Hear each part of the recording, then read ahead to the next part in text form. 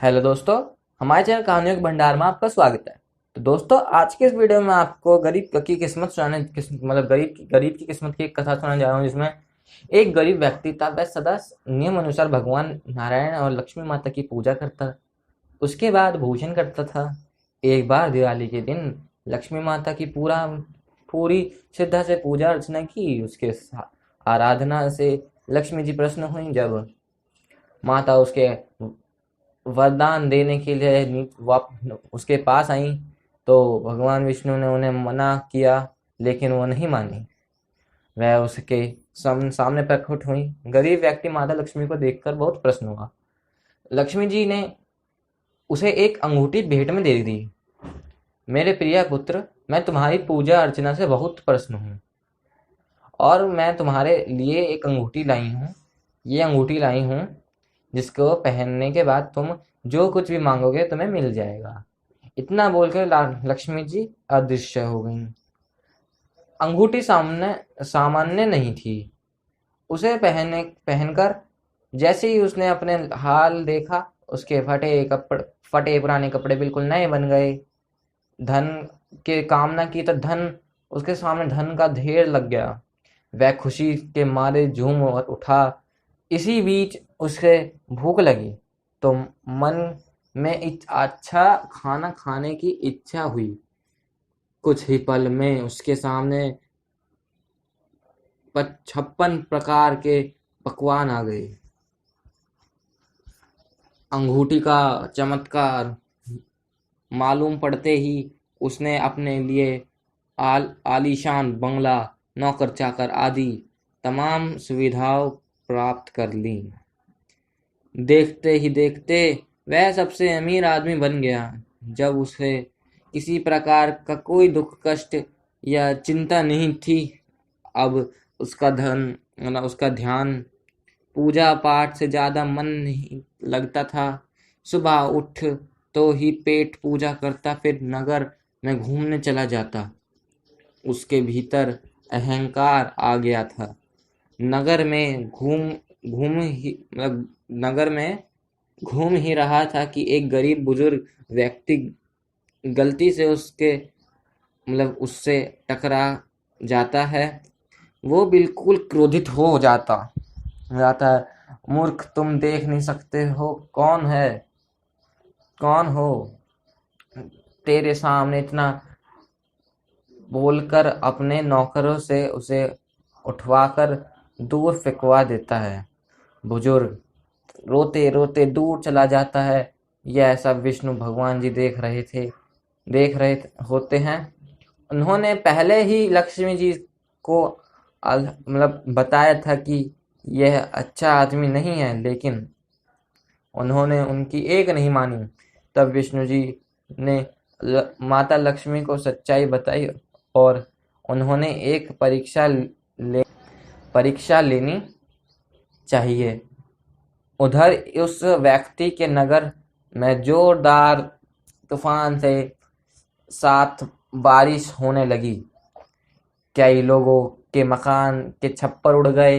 लोगों इधर उधर भागने लगे। एक आदमी उसके बंगले में आया तो उस व्यक्ति ने गुस्सा करते हुए बोला कि यह कोई धर्मशाला है क्यों कि सबको तूफान में यही ठहरने दूं? इतना बोलकर उसे भगा दिया गया।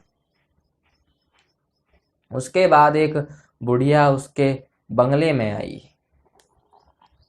उसे देख वह व्यक्ति गरज कर बोला, ए बुढ़िया, कहाँ चली जा रही है? बुढ़िया ने कहा, कुछ देर के लिए तुम्हारे यहाँ रहना चाहती हूँ। लेकिन उसने उसे बुरी तरह डांट दिया। उस बुढ़िया ने कहा, मेरा कोई आसहारा नहीं है। कोई ठहरने की जगह, मेरी कोई ठहरने की जगह नहीं। इतनी तेज बारिश, मैं कहाँ जाऊं? थोड़ी देर की ही तो बात है। लेकिन उसने बूढ़ी अम्मा की एक ना सुनी और अपने नौकरों से उसे बाहर निकलवा दिया। बेचारी बुढ़िया बारिश में भीगती रही। जैसे ही सब सेवकों ने उसे द्वार से बाहर किया, वैसे ही जोरदार बिजली कड़कने लगी। देखते ही देखते उस व्यक्ति का मकान जलकर राख हो गया। यह देखकर वह मुस्कुरा उठा और मतलब वह उसके जो मकान था वो जल के राख हो गया। यह देखकर वह मुस्कुरा उठा और अपनी चमत्कारी अंगूठी की तरफ देख के मन में कल्पना की, लेकिन यह क्या, इस बार उसकी मनोकामना पूरी ही नहीं हुई। तभी आकाशवाणी होती है, अरे मूर्ख, इस अंगूठी को मन वांछित फल पूरा करने की शक्ति तेरे पूजा पाठ करने, गरीब साधु संतों की सेवा करने से मिलती है, लेकिन तूने उनका अपमान किया और अहंकार में मद में चूर हो गया। तभी अचानक से उसके हाथों से अंगूठी ही गायब हो जाती है। सारा भाव पहाड़ भर में राख के ढेर में बदल जाता है। उसने आंखें खोलकर जब देखा, तब सामने लक्ष्मी जी थीं। जो बुढ़िया कुछ देर पहले उसके सामने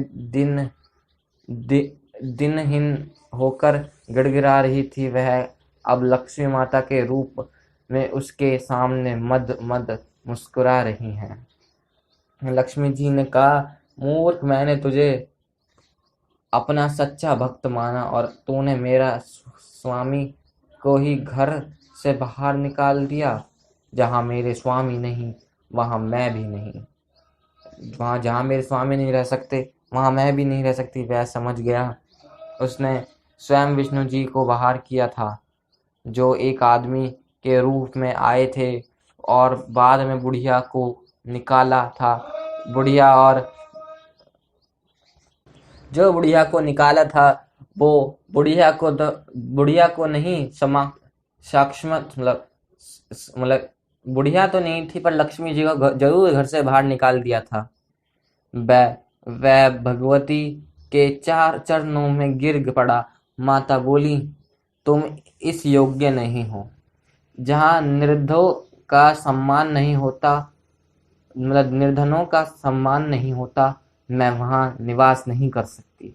यह कहकर लक्ष्मी जी उसकी आंखों के से ओझल हो गई, गायब हो गई। इसलिए हम इतने भी धनवान हो जाएं, कभी किसी के साथ बुरा व्यवहार नहीं करना चाहिए। हमें हमेशा अच्छे कर्म करते रहना चाहिए, क्योंकि बुरे कर्म का बुरा नतीजा आप भी मनवांछित फल पा सकते हैं।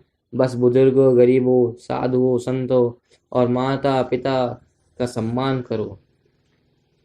परमात्मा शब्द नहीं जो तुम्हें पुस्तक में मिलेगा। परमात्मा मूर्ति नहीं जो तुम्हें मंदिर में मिलेगी। परमात्मा मनुष्य नहीं जो तुम्हें समाज में मिलेगा। परमात्मा जीवन नहीं जो तुम्हें अपने भीतर मिलेगा। तो दोस्तों, अगर आपको हमारी कहानी अच्छी लगी हो तो प्लीज़ हमारे चैनल को लाइक करें, सब्सक्राइब करें और शेयर करें। राधे राधे।